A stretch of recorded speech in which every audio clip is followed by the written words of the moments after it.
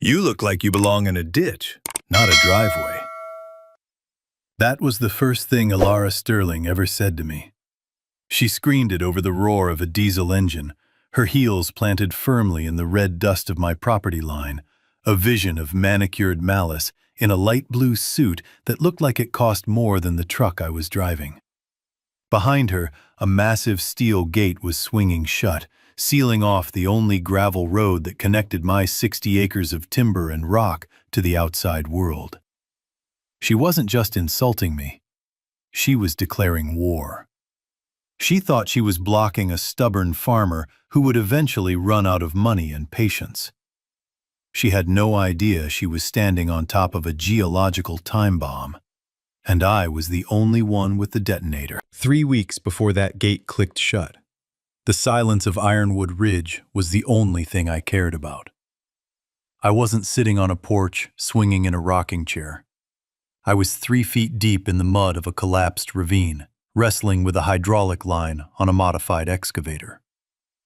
The cabin of the machine smelled of grease, stale coffee, and ozone. On the dashboard, where most men would keep a bobblehead or a picture of a sweetheart, I had a LiDAR scanner running a real-time topographical map of the bedrock beneath my treads. My name is Silas Vane. I don't carry business cards anymore, but if I did, they wouldn't say landscaper. They would say subterranean infrastructure specialist, level 5 clearance. I spent 20 years stabilizing collapse zones for the Army Corps of Engineers and cleaning up mining disasters that corporations wanted to bury. When I left that life, I didn't want a pension. I wanted land that nobody else could tame. I bartered my severance and a year of consulting work for this parcel of rugged, unforgiving earth that the county had deemed uninhabitable due to slope instability. To them, it was a liability. To me, it was a puzzle I had already solved. I wiped a smear of hydraulic fluid from my forehead and checked the sensors. The ground was stable. The reinforcement pylons I had sunk 30 feet into the basalt were holding. For the first time in a decade, I felt the tension in my shoulders loosen. I wasn't answering to a general or a board of directors. I was answering gravity and physics, and we had a mutual respect. I climbed out of the excavator, my boots finding purchase on the slate rock, and looked down the valley. The only access to my fortress of solitude was a 2-mile stretch of gravel easement that wound through the edge of Sterling Heights, a new luxury development that had sprung up like a fungal infection on the valley floor. McMansions with 3-car garages and lawns that looked painted on huddled together, terrified of the wilderness I called home. I didn't care about them, and I assumed they didn't care about me. That assumption died the moment a white SUV with gold lettering on the door rolled up to the edge of my easement.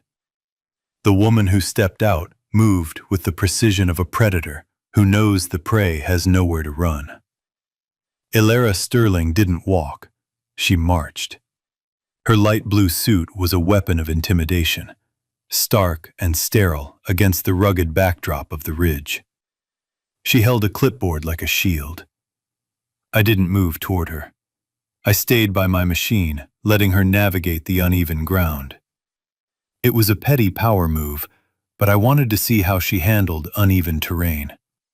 She stumbled once, recovered with a scowl, and stopped 10 feet away, refusing to come closer to the mud.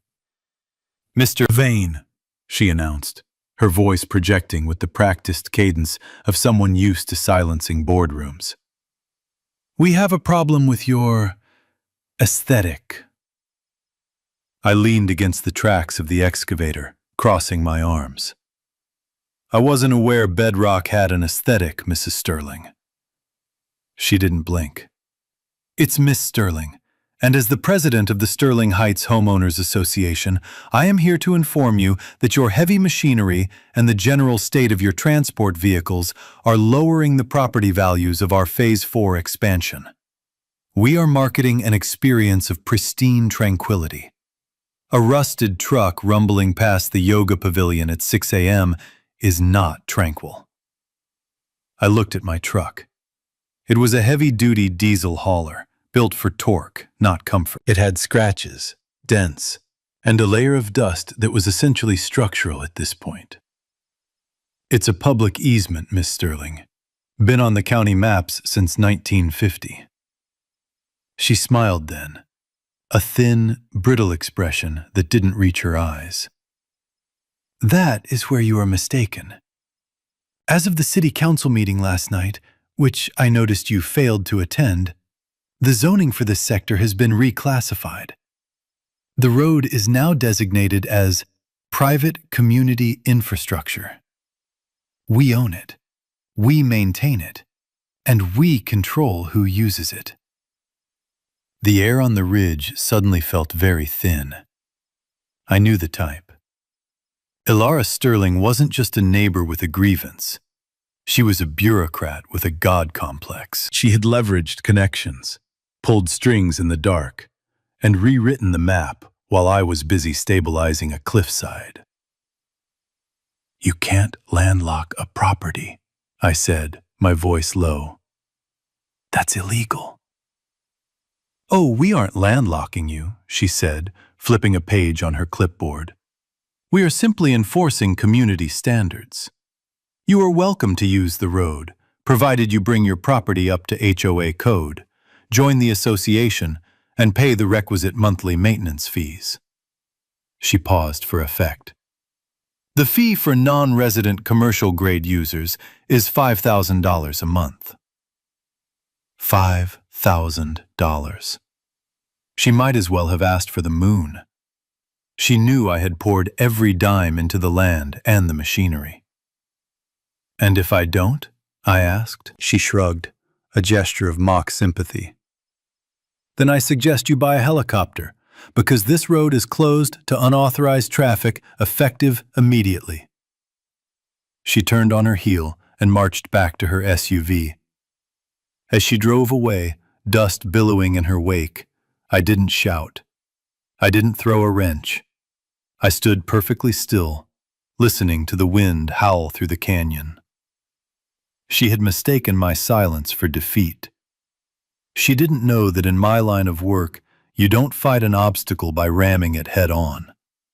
You analyze its structural integrity, you find the stress points, and you apply pressure until it collapses under its own weight. I walked back to the shed I had built against the granite face of the mountain. It was reinforced with steel beams I had salvaged from a bridge demolition. I unlocked the heavy padlock and slid the door open. Inside, sitting in the shadows like a dormant beast, was the answer to Ilara Sterling's blockade. It wasn't a helicopter. It was a Model 4 micro-tunnel boring machine, a relic from a canceled subway project I had bought for scrap value and spent 6 months restoring. I patted the cold steel of the cutting head.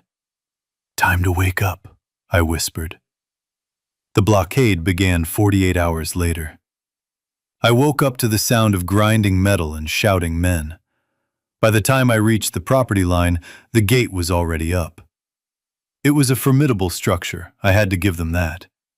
Reinforced steel pillars, anti-ram bars, and a keypad entry system that looked military-grade. Ilara was there, supervising the installation of a sign that read, "Private property. Violators will be prosecuted." She saw me approaching and didn't even flinch. That was when she delivered the line about the ditch. She looked at me with absolute disgust, as if my very existence was a stain on her perfect world. You look like you belong in a ditch, not a driveway. I looked at the gate, then at the road beyond it. You're making a mistake, Ilara, I said, dropping the honorifics. You're playing a game you don't know the rules to. She laughed, a sharp, barking sound. I wrote the rules, Mr. Vane. The sheriff has already been notified that any attempt to breach this gate will be treated as criminal trespass and destruction of property. We have cameras. We have security. Go back to your mud pit. I nodded slowly. All right. Have it your way. I turned and walked back up the hill. I didn't look back, but I could feel her eyes boring into my back, triumphant. She thought she had won. She thought she had cut off my supply line, starved me out. She didn't know that I had 6 months of freeze-dried rations, a natural spring I had tapped into the aquifer, and 500 gallons of diesel fuel stored in underground tanks. I didn't need her road to survive. I needed her to teach her a lesson. That night, the real work began. I pulled the schematics of the ridge up on my monitors. The Sterling Heights development sat on a plateau of compacted clay and limestone. My property was on the basalt shelf above it. The geology was tricky, but not impossible. I wasn't just going to dig a hole. I was going to construct a subterranean bypass, a tunnel that would run from my basement, dip 30 feet under the property line, bypass her gate, and emerge in the dense forest on the other side of the development, connecting to an old logging trail that led to the county highway. It was a distance of 400 yards. A standard construction crew would take months. I intended to do it in weeks. I called Kaylin. Kaylin was the only person I trusted to operate the back end of a TBM. He was a former logistics specialist for off-book operations, a man who could source hydraulic fluid in a desert and silence a generator with a stick of gum. He arrived on foot, hiking over the back ridge with a rucksack full of electronics. He looked at the blockade, then at the TBM in the shed. "She poked the bear," Kaylin said, dropping his bag. "She poked the bear, the eagle, and the badger all at once," I replied. "We run silent. We run deep. No surface vibrations above 2.0 on the Richter scale. I don't want her spilling her tea until we're ready to bring the ceiling down." We modified the TBM for stealth. I replaced the standard exhaust system with a water-cooled filtration unit that vented scrubbed air through a fissure in the rock face, invisible to thermal imaging. We lined the cutting head with acoustic dampening foam to muffle the grind of rock against metal. It was engineering bordering on art. When we fired it up, the ground hummed with a low-frequency vibration that felt more like a heartbeat than a machine. We started the cut from the back of my workshop, the machine eating into the earth with a hunger that matched my own. For the first week, it was a war of inches. The basalt was hard, unforgiving stuff. I spent 12 hours a day in the cockpit, watching the pressure gauges, adjusting the torque, feeling the rock yield. Kaylin managed the spoil removal, creating a system of conveyor belts that dumped the crushed rock into a ravine on my property where it looked like a natural scree. We were invisible. But above ground, Ilara was tightening the noose. She started sending drones over my property. I saw them buzzing like angry hornets, cameras sweeping the land, looking for signs that I was breaking. She desperately wanted to see me. She wanted to see me packing up. Instead, she saw nothing. No movement, no trucks, just the silent, stoic farmhouse standing against the wind. This drove her crazy. I could tell because the petty vandalism started. First, it was the power. Although I was off-grid capable, I still had a grid connection for backup. One Tuesday, the line went dead. I checked the pole at the property line. The fuse had been pulled. Not blown, pulled. A deliberate act. I didn't call the power company. I just switched the breakers to the generator bank and kept drilling. The lights in my house didn't even flicker. Next, it was the noise complaints. She called the sheriff to report industrial grinding noises at 3 a.m. The deputy, a young man named Deputy Miller who looked like he wished he was anywhere else, came knocking on my door. "Mr. Vane," he said, shifting uncomfortably on the porch. "We got reports of heavy machinery." I wiped my hands on a rag, careful to hide the rock dust embedded in my cuticles. "I have a heater in the barn that rattles a bit, Deputy. Old pipes." Miller looked around the quiet yard. "Look, between you and me, she calls us 3 times a week. Just keep it down, all right? I don't want to come back up here." "Understood," I said. "You won't hear a peep." And he didn't. Because the next day, we hit the clay layer, and the TBM began to slice through the earth like a hot knife through butter. We were moving fast now, passing directly beneath the property line. Before I break ground on the next phase of this operation, I'm curious where you folks are watching this unfold from. Drop your country in the comments below. As we tunneled beneath the Sterling Heights perimeter wall, I kept a close eye on the sensors. We were passing 20 feet below Alara's prized community garden. I could see the root systems of her imported Japanese maples on the thermal scans. It took every ounce of self-control not to angle the drill upward and turn her Zen garden into a sinkhole. But discipline is the difference between a vandal and a victor. I stayed on course. However, the vibration sensors picked up something interesting. Footsteps. Heavy ones. Not the casual stroll of a resident, but the rhythmic, patterned movement of a patrol. "She's hired goons," Kaylin said, watching the monitors in the command center we had set up in the basement. 3 of them, walking the perimeter fence every hour. "She's paranoid," I said, taking a sip of water. "She thinks I'm going to cut the fence." "She's going to try to provoke you," Kaylin warned. "She needs you to do something illegal so she can get a warrant." He was right. Alara wasn't satisfied with locking me out. She wanted me crushed. She needed a justification to seize the land or force a sale, and since I wasn't giving her one, she decided to manufacture one. It happened on a moonless Tuesday night. We were shut down for maintenance, replacing a hydraulic seal on the TBM. The silence in the tunnel was heavy. Suddenly, the perimeter alarms in my yard tripped. Not the loud sirens. I had disabled those to avoid giving away my position. These were silent alerts that buzzed my watch. "Sectors 4 and 5, I whispered to Kaylin. "The machine shed." Someone had crossed the fence line. They were coming for the TBM. If they found the tunnel entrance, the game was over. I grabbed a high-powered flashlight and a remote control for the yard's lighting system. "Stay here," I told Kaylin. "Keep the data encrypted." I moved through the darkness of the yard like a shadow. I knew every rock, every dip in the ground. I positioned myself behind a stack of timber near the shed entrance. I could hear them now, hushed whispers, the click of wire cutters. 3 figures dressed in tactical black, moving with the clumsy arrogance of hired muscle.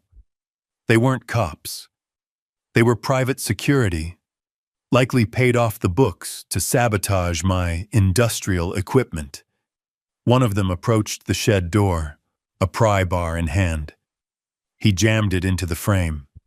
"Get it open," one whispered. She said, "Pour the concrete into the engine block." They were going to destroy my livelihood. They were going to pour quick-setting cement into the TBM's intake. That wasn't harassment. That was industrial sabotage. I waited until the leader had the door cracked open. Then I hit the remote. 4 stadium-grade LED floodlights, mounted on the eaves of the barn, exploded into life. 40,000 lumens of blinding white light slammed into them. At the same instant, I triggered the acoustic defense system I had rigged for coyotes. A speaker array blasting the sound of a screeching hawk, amplified to 120 decibels. The effect was immediate and catastrophic. The men dropped the pry bar, clutching their eyes and ears, stumbling backward like drunks. "Hey!" I shouted, my voice booming over the chaos. "Smile for the camera!" They scrambled, tripping over their own feet, blind and disoriented. They didn't fight. They ran. They vaulted the fence, tearing their expensive tactical pants, and disappeared into the night. I watched them go, my heart hammering a slow, steady rhythm against my ribs. I walked over to where they had been standing. Lying in the dirt, dropped in the panic, was a keycard. I picked it up. It was a Sterling Heights HOA Master Access card, labeled Presidential Override. Alara hadn't just hired them. She had given them the keys to the kingdom. I bagged the card. It was evidence, but I wasn't ready to play it yet. I needed more. I needed the kill shot. We went back to digging. The near miss fueled us. We pushed the TBM harder. We were now beneath the main thoroughfare of Sterling Heights, heading toward the forest on the far side. But then, the machine stopped. It didn't break down. It hit something. A sickening metallic clang reverberated through the hull of the TBM. The torque sensors spiked into the red, and the safety clutch disengaged to prevent the motor from burning out. "All stop!" I yelled into the headset. "Back it off! Back it off!" Kalen reversed the hydraulics. Shah. We sat there in the sudden silence, the air scrubbers humming softly. "Did we hit a utility line?" Kalen asked, his face pale in the emergency lighting. "I checked the 811 records," I said, pulling up the logs. "Gas, water, sewer, they're all 10 feet above us. We're 30 feet down. There shouldn't be anything here but limestone." I grabbed a sensor probe and crawled into the service hatch, inching my way toward the cutting head. It was tight, hot, and smelled of crushed rock. I reached the face of the drill and shone my light through the gap in the cutters. There, embedded in the gray clay, was a curved surface of rusted steel. It was massive. Riveted seams.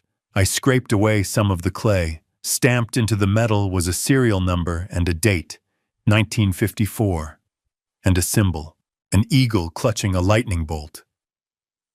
My blood ran cold, then hot. I knew that symbol.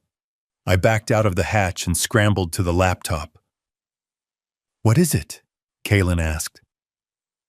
"It's not a local utility," I said, my fingers flying across the keyboard, accessing the National Archives database with my old clearance codes. "It's federal." I pulled up the declassified infrastructure maps from the Cold War era, and there it was, a decommissioned but legally active strategic fuel reserve pipeline. It ran straight through the valley, connecting a mothballed airbase in the north to the refining district in the south. The Department of Defense maintained a 50-foot federal easement on all sides of the pipe, 50 feet. That meant the land 30 feet above us didn't belong to the HOA. It didn't belong to the city. It belonged to the United States government. And right on the screen, overlaid on the satellite map, was the location of the pipeline's pressure relief valve. I looked at the GPS coordinates. I looked at the drone footage I had captured of Alara's recent construction projects. My jaw dropped. Alara Sterling wasn't just blocking my road. She had built her crowning glory, a massive marble-clad community fountain featuring a statue of herself holding a globe, directly on top of the federal pressure valve access point. She had poured tons of concrete over a critical piece of national defense infrastructure. "Kalen," I said, a smile slowly spreading across my face, a smile that felt sharp and dangerous. "We aren't going to dig around it. We're going to use it." "Use it how?" he asked. "This pipeline has a maintenance protocol," I explained.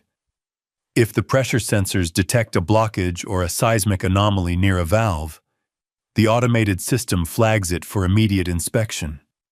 But if the inspection team can't access the valve because, say, a dictator built a fountain on it, the fines aren't civil. They're federal, and they accrue daily." "So we report her?" Kalen asked. "No," I said, closing the laptop. Reporting her gives her a chance to wiggle out. She'll claim ignorance, pay a fine, and demolish the fountain quietly. I want her exposed. I want the ground to literally swallow her arrogance. I looked at the calendar. In 3 days, Alara was hosting the annual Sterling Gala to unveil the fountain. The governor was invited. The press was invited. We need to finish the tunnel, I said. But we need to make a slight adjustment to the trajectory. We're going to brush right up against that valve casing. Just enough to trigger the vibration sensors. Just enough to wake up the system. The next 3 days were a blur of calculated precision. We navigated the TBM with the care of a surgeon, shaving inches off the clay, creeping closer to the sleeping giant of a pipeline. Above us, the party preparations were in full swing. I could hear the thumping of tent stakes being driven into the ground. I could hear the sound checks for the band. Alara was in her element, barking orders, micromanaging the placement of flower arrangements, completely unaware that 20 feet beneath her heels, 2 men were engineering her demise. On the morning of the gala, I emerged from the tunnel, exhausted but wired. We had broken through to the forest on the far side. The tunnel was complete. I drove my truck through it for the first time, the headlights illuminating the smooth, reinforced walls. It was a masterpiece. I parked the truck in the hidden clearing on the other side and hiked back over the ridge to my house. I showered, shaved, and put on my best suit. I wasn't going to miss the party. I walked down to the gate at 6 p.m. The security guard, the young kid with the aviator glasses, stepped out of his booth. "List only, sir," he said, trying to look intimidating. "I'm not on the list," I said, holding up the key card I had recovered from the saboteurs. "But I think the president will want to see this." The guard looked at the card, confused. That's her MasterCard." "Exactly," I said. "Found it in my barn. Thought she might want it back before the speeches start." He hesitated, then radioed Alara. A moment later, the gate buzzed open. I walked into the belly of the beast.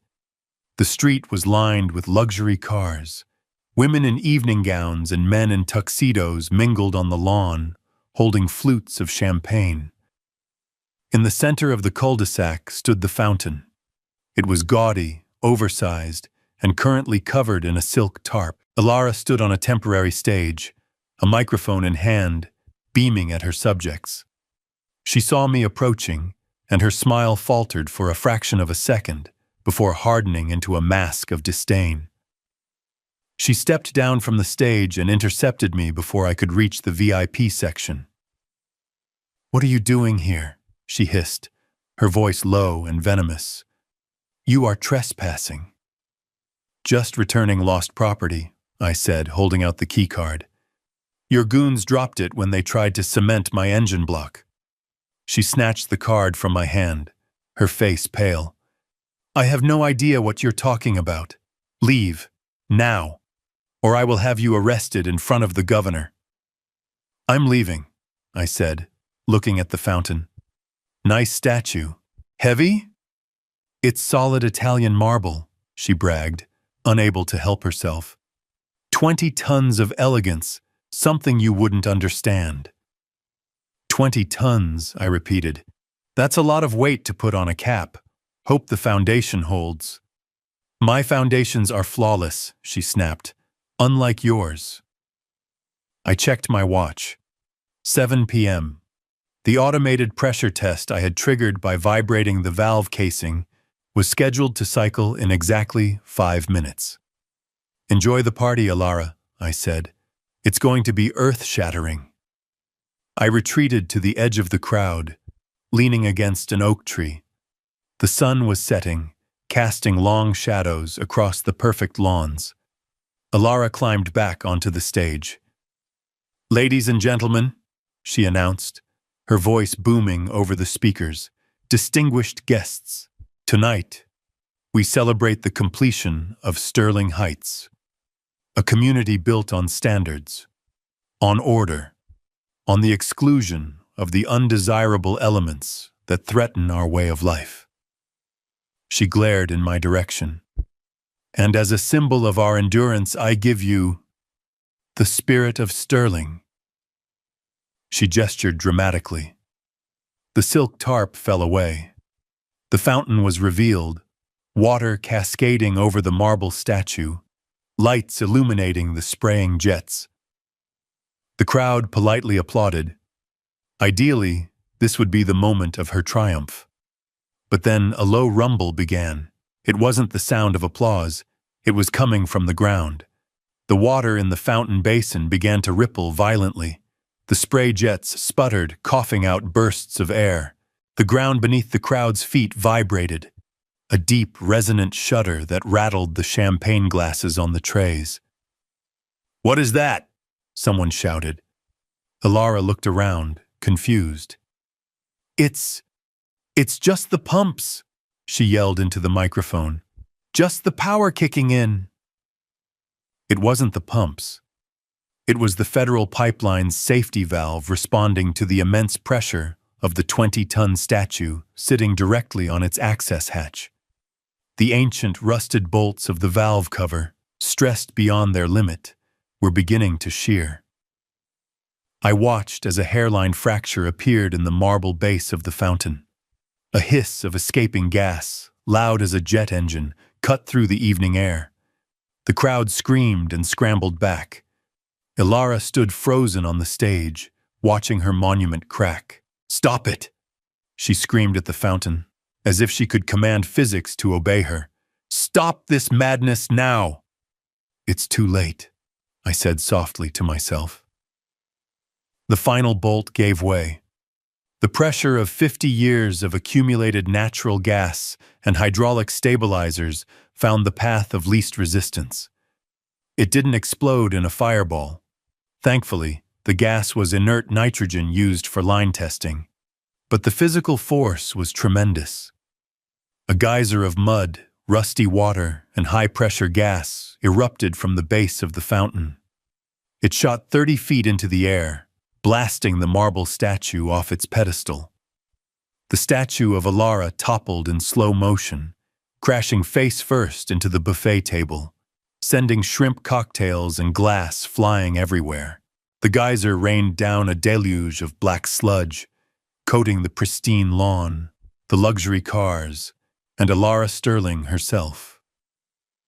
She stood there, her light blue suit turned a dripping, muddy brown, her hair plastered to her skull, gasping for air as the siren of the pipeline's automated distress beacon began to wail. It was a sound that meant one thing: federal agents were inbound. The party was over. The siege had broken. And Ilara Sterling was standing in the wreckage of her own hubris, coated in the very mud she had tried to banish. I turned and walked toward my tunnel entrance, disappearing into the shadows just as the first sirens of the emergency response vehicles echoed in the distance. This wasn't just a plumbing accident. This was a federal crime scene, and I had the best seat in the house. The chaos that followed was absolute. Guests were fleeing, slipping in the mud. The governor's security detail was shouting into radios, evacuating him to his armored SUV. The band had abandoned their instruments. And in the center of it all, Ilara was screaming at a firefighter who was trying to pull her away from the spewing geyser. She was trying to hold the water back with her hands. It was pathetic. It was perfect. I reached my house and went straight to the basement command center. Kalen was there, watching the drone feed on the monitors. "Direct hit," he said, awe in his voice. "The valve blew the cap right off." "Did the sensors pick up the DOT signal?" I asked. "Loud and clear," Kalen confirmed. "Department of Transportation Pipeline Safety Division has been alerted. ETA for the hazmat team is 20 minutes. I poured 2 glasses of cheap whiskey. "Here's to infrastructure," I said, clinking my glass against his. We watched the screen as the flashing lights of the county sheriff, the fire department, And finally, the ominous black SUVs of the federal government swarmed the cul-de-sac. Alara was no longer shouting. She was being surrounded by men in suits who didn't care about her HOA bylaws. They cared about the fact that she had built a massive structure on a federally protected easement and caused a catastrophic failure of a strategic asset. But as I watched the flashing lights reflecting off the mud-slicked ruins of her empire, I knew this wasn't the end. Alara was cornered, humiliated, and facing ruin. A rational person would fold. But Alara wasn't rational. She was a narcissist who had just been publicly destroyed. She wouldn't go quietly. She would lash out with everything she had left. And I still had one loose end: the tunnel itself. If the feds found the tunnel during their investigation of the pipeline, I could be implicated in the disturbance. I had to seal the breach before the forensic teams started digging. The war had been won, but the escape had to be clean. I set my glass down. "Fire up the TBM," I told Kaylin. "We have one last job to do." The ground beneath Sterling Heights was still trembling as I slammed the airlock to the tunnel shut. In the basement of my farmhouse, the air smelled of ozone and pulverized rock. Kaylin was already at the controls of the TBM, his hands flying across the console. "The feds are setting up a perimeter," he said, his voice tight. "Thermal scanners are sweeping the area. If they pick up the heat signature of this tunnel leading to the valve, they won't care who started it. We'll both be in federal prison." "Collapse it," I ordered, stripping off my suit jacket. "Execute Protocol 0-day." This was the contingency we had hoped never to use. The TBM wasn't just a drill. It was equipped with rear-facing hydraulic rams designed to pull the tunnel supports as it retreated. We weren't just backing out. We were erasing our footprints. Kaylin engaged the sequence, deep beneath the earth, 50 yards away. The reinforced ceiling of the tunnel section nearest the pipeline was deliberately compromised. We watched on the seismic monitors as the clay and rock slumped down, filling the void we had created. It was a controlled implosion, timed to match the aftershocks of the pipeline valve blowing its cap. To the sensors above, it would look like nothing more than the ground settling after a catastrophic pressure release. We worked through the night, retreating inch by inch, collapsing the tunnel behind us until the breach was sealed off by 50 feet of solid earth. By the time the sun crested over Ironwood Ridge, the TBM was powered down, locked in the lead-lined shed that blocked thermal scans, and I was standing on my porch with a mug of black coffee, watching the circus unfold below. My property line looked like a war zone. Black SUVs with government plates had choked the cul-de-sac. Men in hazmat suits were wading through the sludge that covered Alara's prized lawn. The fountain, or what was left of it, lay in ruins. The statue of Alara face down in the mud, severed at the ankles. And in the center of it all, huddled under a thermal blanket, but still wearing her ruined light blue suit, was Alara Sterling. She was shouting at a man in a dark windbreaker, her finger pointing accusingly up the ridge toward my house. I took a sip of coffee. Showtime. I drove my truck down the gravel easement. The gate was gone, rammed open by emergency vehicles during the night. The trench I had bypassed was now filled with equipment trucks. I rolled to a stop right at the edge of the police tape. A federal agent stepped forward, hand raised. He looked like he hadn't slept in a week. "Area is restricted," he barked. "Turn around." "I live here," I said calmly, leaning out the window. "And I have the original geological surveys for this sector. I thought you might want to know why a 20-ton statue was built on top of a national defense asset." The agent's eyes narrowed. He looked at the roll of blueprints on my passenger seat. "Park it. Step out." As I walked toward it in the command post, Ilara spotted me. She broke away from the paramedic, trying to check her vitals, and lunged toward the police tape.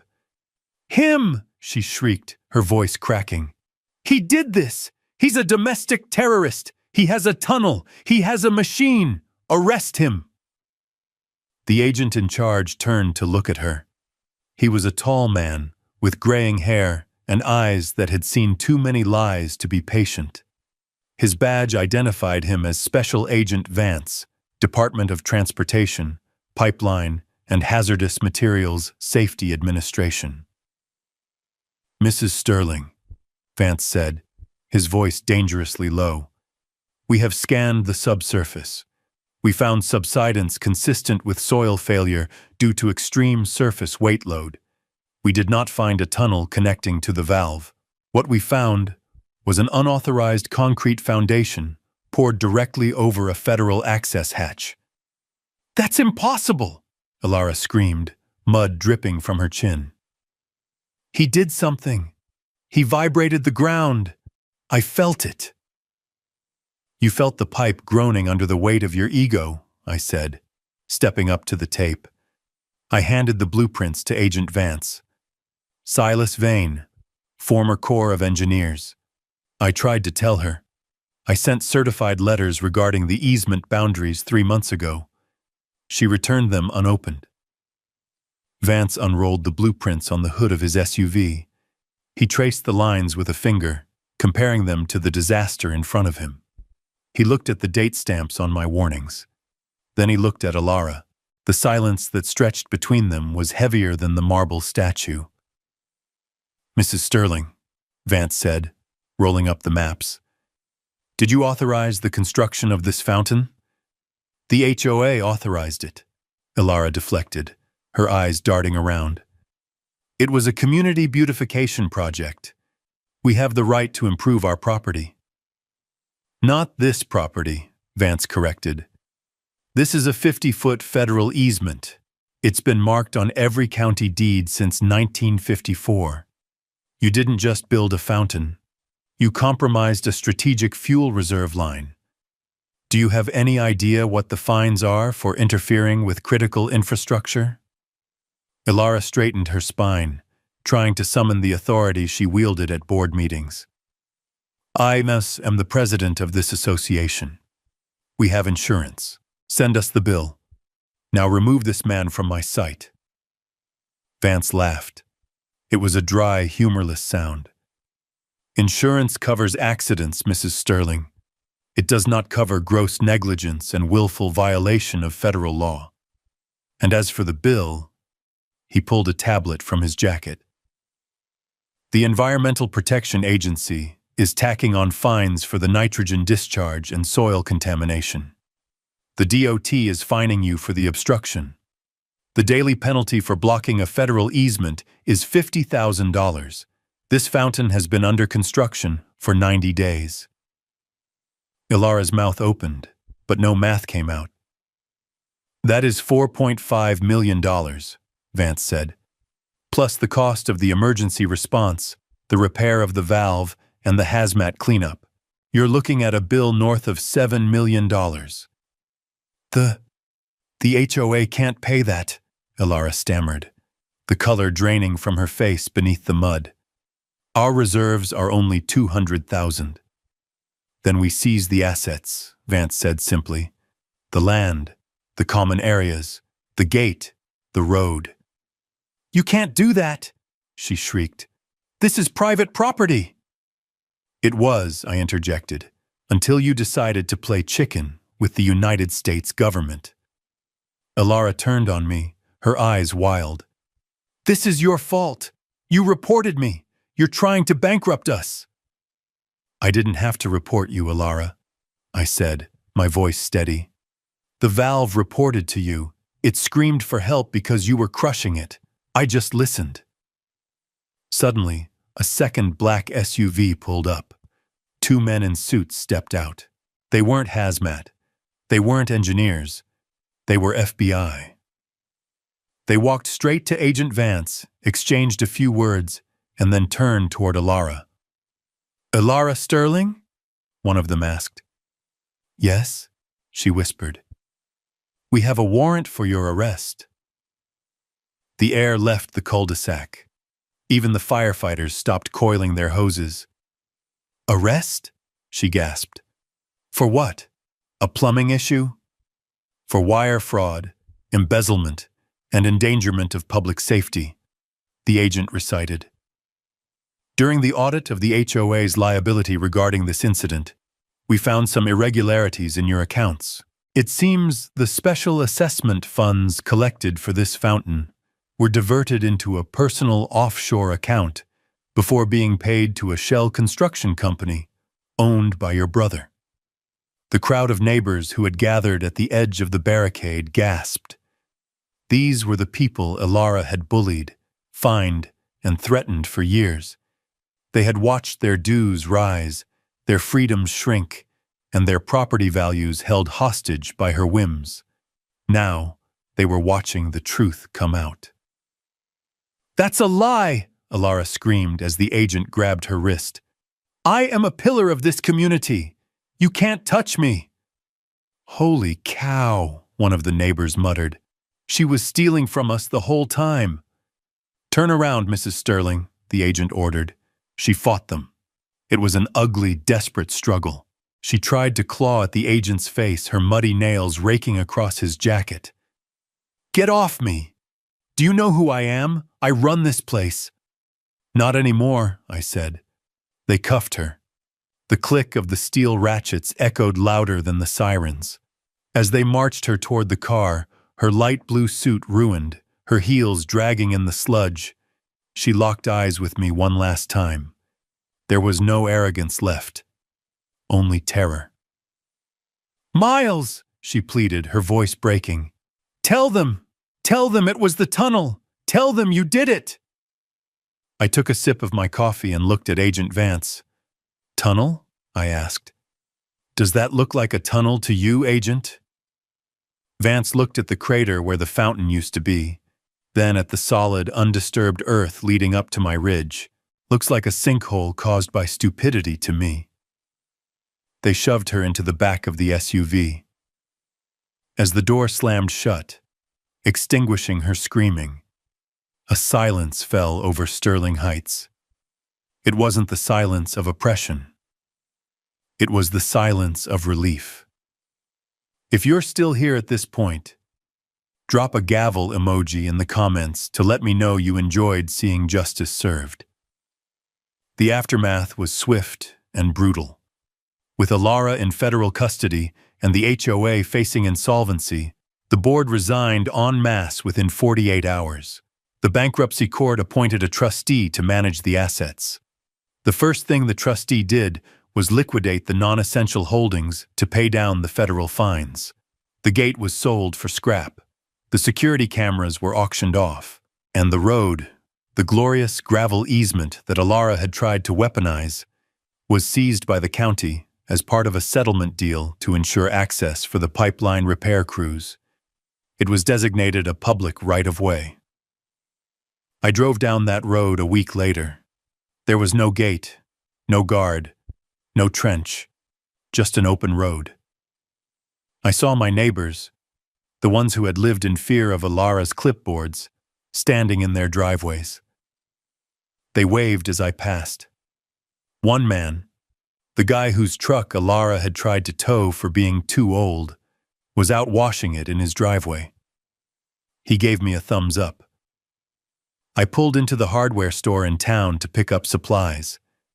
The tunnel needed to be fully decommissioned, filled with concrete and sealed forever. But for now, it was just a secret void beneath the earth.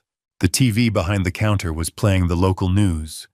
The headline read, HOA President Indicted, the Fountain of Fraud. The cashier, an old woman named Marge who knew everything that happened in the county before it happened, leaned over the counter. You hear about the rest of the board? No, I said, putting a box of nails on the counter. What happened? Since the HOA went bankrupt, the liability shield broke, she said, grinning. The lawyers are going after their personal assets to pay back the homeowners for the stolen funds. Looks like the treasurer is losing his beach house. Couldn't happen to nicer people, I said. And you, she pointed a gnarly finger at me. You came out smelling like a rose. How'd you know that pipe was there? I smiled, picking up my bag. I listened to the ground, Marge.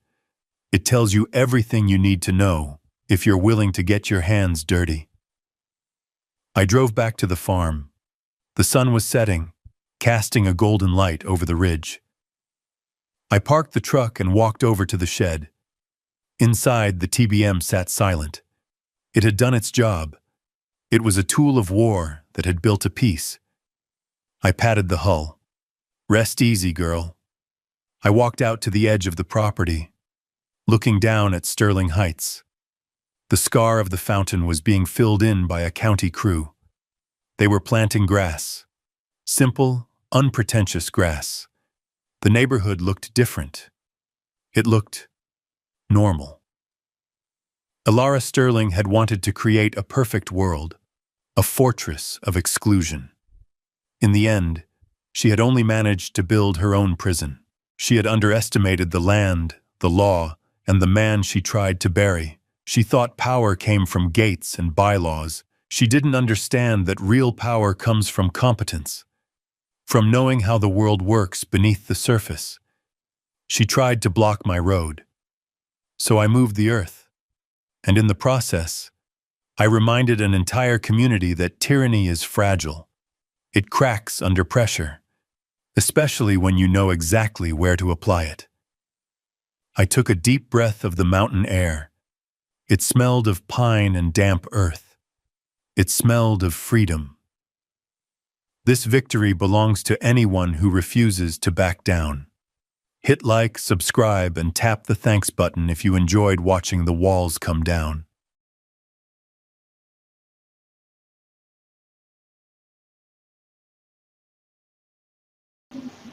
Thanks for staying to the end. Don't forget to like and subscribe to IS Stories.